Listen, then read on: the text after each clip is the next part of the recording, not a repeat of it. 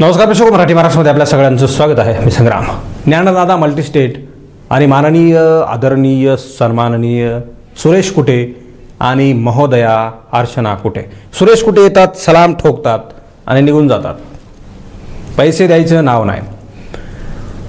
काय नेमक्या गोष्टी चाललेल्या आहेत याबद्दल कुठल्याही गोष्टी सांगत नाहीत. त्या फार सिक्युरिटीमध्ये असतात, ते आम्हाला तुम्हाला सांगता नाही. नका सांगू, पैसे द्या. मला असं वाटत होतं की 21 मे 2024 तुम्ही तारीख दिली होती. 21 मे 2025 तारीख द्यायची आणि खुशाल वर्षभर तुम्ही तिकडं कामं करत राहायची ना तुमची. 2 दिवसाला यायचं, मी आलोय, सलाम नमस्कार, मला सहकार्य करता, या सगळ्या गोष्टी करा. काय करायची गरज आहे? 21 मे 2025 एक वर्षाची तारीख तुम्ही सांगितली असती ना, तर लोकांनी ओळखून घेतलं असतं की नाही, वर्षभरामध्ये कुटे साहेब येतील आणि पैसे जाहीर करतील. तुमचा 3 महिन्यापूर्वीचा एक मेसेज आहे की 3 तारखेपासून सर्व ग्राहकांना जाहीर पैसे आणि सगळे शाखा उघडणार, सगळ्यांना पैसे देणार. त्याला 3 महिने झालेत. प्रोसेस काय असते हे मला माहिती आहे. मला तुम्हाला कोण लोन देणार आहे, तो कशा प्रकारे लोन देतो हे मला माहिती आहे. तुम्ही विनाकारण लोकांना अजिबात गंडवू नका. अजूनही वेळ गेलेली नाही. कालावधी वाढवून घ्या. महिनाभर सांगा, 6 महिने सांगा आणि त्या तारखेला पैसेच द्या. आता म्हणता तुम्ही तारीख मी तुम्हाला देणार नाही. तारीख देणार नाही, तुम्ही पैसे देणार नाहीत का, असा सवाल आता उपस्थित झाला आहे. अनेक वेळा तुम्ही सांगायचं पैसे मिळणार आहेत, आज येतील, तासभराने येतील. मागच्या 3 दिवसापूर्वी 4 दिवसापूर्वी तुम्ही व्हिडिओ जाहीर केला होता की पुढच्या 1 तासामध्ये पैसे येऊ शकतात. मग ते का नाही आले? पैसे नाही आले.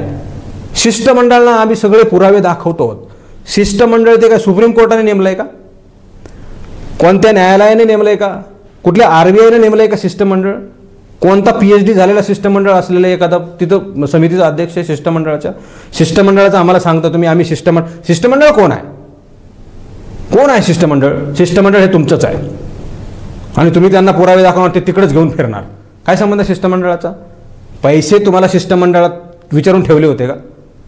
कशामुळे गठीत? कोणी गठीत केलं आहे ते शिष्टमंडळ आणि कोण आहे ते शिष्टमंडळाचे अध्यक्ष? आणि कशामुळे शिष्टमंडळावर विश्वास ठेवायचा लोकांनी? काय संबंध शिष्टमंडळाचा? शिष्टमंडळ त्या डॉक्टरला बोलत असताना तुम्ही म्हणले, डॉक्टर इथं शिष्टमंडळ बसले म्हणजे काय सुप्रीम कोर्टात शिष्टमंडळ आहे का? ते कोणाचं शिष्टमंडळ आहे? ते न्यायालयाचं आहे का? RBIचं आहे का? कुठल्या विभागाचं शिष्टमंडळ आहे ते? आणि त्याच्यावर विश्वास का ठेवायचा लोकांनी? काय संबंध आहे त्या शिष्टमंडळाचा? तो शिष्टमंडळ गुबू तुमच्यासारखंच तारीख 21 घ्या, 10 दिवस जास्त घ्या आणि पैसे द्या. झाले ना 8 महिने लोकांना पैसे द्यायचे. अनेक लोकांचे फोन आलेत, आमच्या लेकरांचे लग्न होईनात, आमच्या लेकरांचे लग्न मोडलेत, कॅन्सर झाला आहे मला, मी विधवा आहे, माझ्या लेकराची फीस भरायची आहे, माझं घर गळतं आहे. किती उदाहरणं सांगायची तुम्हाला. यायचं 4 दिवसांनी पैसे मिळणार आहेत. अफवावर विश्वास ठेवू नका. अफवा कोणी पसरत नाही आहे. अफवा नाही आहे, त्या वास्तव आहे. तुम्ही ज्या गोष्टी केल्यात ना 8 महिन्यामध्ये, नुसतं झुकून सलाम, त्याने काही पोटं भरलेली नाहीत लोकांची. तुम्ही म्हणाल की माझं तुमचं फार काय वेगळं नाही आहे. वेगळंच आहे. तुमची उंची आणि ग्रामीण भागातील लोकांची उंची हे तुम्हालाही माहीत आहे. ह्या सगळ्या गोष्टी जाणीवपूर्वक तुम्ही करताय का, असा सवाल उपस्थित केला जातोय. 4 दिवसांनी 2 दिवसांनी येऊन तुम्ही सांगितलं काही पैसे घेऊन या आणि लोकांचे पैसे देऊन टाका. तुम्हाला अनेक लोकांनी, मला फोन आहेत, आम्हाला सर व्याज नको, आमचं मुद्दल पैसे द्या. मुद्दल पैसे द्यायला तुम्हाला काय होत आहे? द्यायचेच आहेत ना. 2000 कोटी रुपये येणार आहेत. कुठून येणार आहेत ते? पण येऊ द्या, चांगली गोष्ट आले ते या ना. 6 महिन्यानंतर 4 दिवसाला कशाला येतं इथं लोकांना सांगायला? आणि गुन्हे दाखल करू नका, विनंत्या करताना काय करता? अर्चना कुटेंची ऑडिओ क्लिप तुम्ही ऐका आणि विचारा त्यांना, अर्चना कुटेंना असं का बोलले म्हणून. गुन्हे दाखल करणार आणि कारवाई करणार म्हणजे त्यांनी पैसे मिळावेत म्हणून अर्जही करायचा नाही, गपचूप बसायचे शांतपणे. बोटावर मोजणे इतके लोक म्हणजे काय? तुम्हाला पैसे तुमच्याकडे ठेवणारे लोक बोटावर मोजणे इतके आहेत का? म्हणजे ते तक्रारदार करणार, त्यांचा काही संबंधच नाही का? शिष्टमंडळामध्ये कोणाचे पैसे तुमच्या अकाउंटला आहेत? अनेक प्रश्न उपस्थित झालेले आहेत. काहीही थापा नाही आहेत. ओरिजिनल थापा तुम्ही मारताय आणि लोकांना गंडवताय. या सगळ्या गोष्टी जाणीवपूर्वक केल्या जात आहेत. तुम्हाला पैसे द्यायचेत ना, तर पैसे घेऊन या. आता तारीख जाहीर नाही म्हणे, 1 तासामध्ये पुढच्या पैसे येऊ शकतात. 5 दिवस झाले त्याला. 5 दिवसाला काय 1 तास म्हणतात का? कधी येणार पैसे? पैसे देऊन टाका लोकांचे. 21 मे 2025 ची तारीख सांगायला पाहिजे होती तुम्ही. वर्षांनी सांगा ना. लोक ऐकतील. थांबले तो लोक ऐकतील लोक आणि पैसे वर्षभरानंतर कुठे साहेब देणार आहेत म्हणून ऐकतील. वर्षानंतर पैसे घेऊन या आणि द्या ना लोकांचे पैसे. कशाला सांगता 4-4 मिनिटाला मी येतो, सर नमस्कार सलाम ठोकतो आणि निघून जातो? काय संबंध आहे?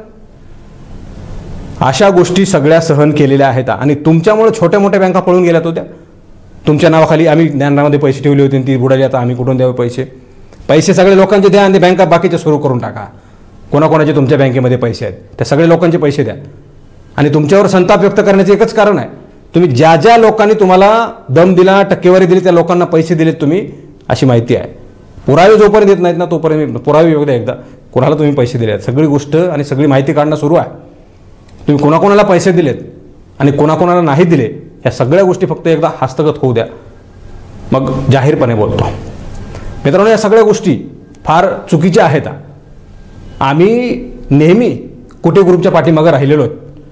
मला नेहमी फोन येतात, तुम्ही तर फार कुटे ग्रुपच्या बाजूने उभा राहत होतात, फार चांगल्या बातम्या केल्या तुम्ही, कुटेबरोबर विश्वास ठेवा. वाटलं होतं ना आम्हालाही. आता आम्हाला तोंड कशी पडावं लागलं. आम्हाला वाटलं नव्हतं की कुठे अशा प्रकारे बंडलबाज असतील, अशा प्रकारे थोतांड असतील, अशा प्रकारे शब्द मोडणारे असतील, गिळून टाकणारे असतील. वाटलं नव्हतं, म्हणून आम्ही त्यांच्या पाठीमागं उभा राहिलो. मात्र नेहमी शब्द झेलणारे नाही तर झेलून तिकडे फेकून देणारे कुठे निघालेत असं आता वाटतंय. त्यामुळे तुम्ही या सगळ्या गोष्टी हात जोडून सलाम ठोकून काही होणार नाही. वास्तवात उतरा आणि लोकांचे पैसे देऊन टाका, एवढंच. पहिल्यांदाही सांगितलं होतं तुम्हाला मी, बँक झिरोपासून जशी उभा केली तशी उभा करा. झिरो, सगळ्यांचे पैसे द्या आणि बँक झिरो. तुम्ही म्हणले ना व्यवसाय पूर्वपदावर आणेल, आणा, फार चांगली गोष्ट आहे, तुमचं स्वागत करू. मात्र झिरो करा. बँकेमध्ये 0 रुपये कोणाचेच नव्हते, नव्यानं सुरू करा बँक. टोटली लोकांचे पैसे देऊन टाका. 1 रुपया अजिबात ठेवू नका, सगळ्या लोकांचे पैसे देऊन टाका. सगळी माहिती गोळा करणं सुरू आहे. मी काल सांगितलं होतं, एका 40 लाखाच्या प्रॉपर्टीवर 200-200 कोटी रुपये खर्च. आणि या सगळ्या गोष्टी काळे बाजार केल्यानंतर कोण तुम्हाला फंड देणार आहे? कोणी का विश्वास ठेवायचा लोकांनी? एका प्रॉपर्टी 40 लाखाच्या प्रॉपर्टीवर 200 कोटी कर्ज कसं शक्य आहे? आणि कोण तो दानशूर आहे तुम्हाला पैसे देणार आहे, फंड देणार आहे? कशामुळं? बुडीत एका व्यवसायाला 5 पट, ज्याच्या व्यवसायाच्या किमतीच्या 5 पट पैसे त्याला द्यावे लागणार असतील, कोण आहे तो दानशूर? तुमच्या व्यवसायावर खर्च करणारा, पैसे लावणारा. कसा तुम्हाला फंड मिळणार आहे? कसा काय फंड मिळतो? कोण तुम्हाला फंड देणार आहे? इतका दानशूर व्यक्ती 5 पट.